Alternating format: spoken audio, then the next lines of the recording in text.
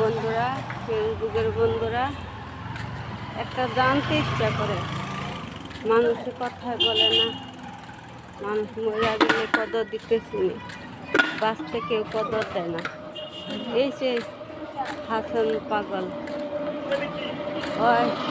অনেক ভিডিও করছে, অনেক গান, প্রত্যেকটা গান কিন্তু বাস্তব, প্রত্যেকটা গান কিন্তু বাস্তব।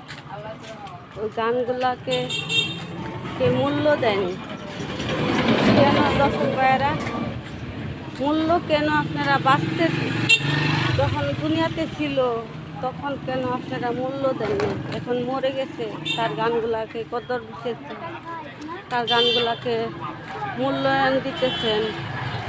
এই কথাটা দর্শক ভাইদেরকে আমি বললাম, মনে কিছু নেবেন না ভাই, অনুরোধ করে বলছি আপনাদেরকে। শুধু করে কথা বলতেছি না, শুধু করে কথা বলতেছি না, কিন্তু আমি কথাটা খালি উদাহরণ দিলাম, সামান্য একটু উদাহরণ দিলাম, বুঝছেন দর্শক ভাই?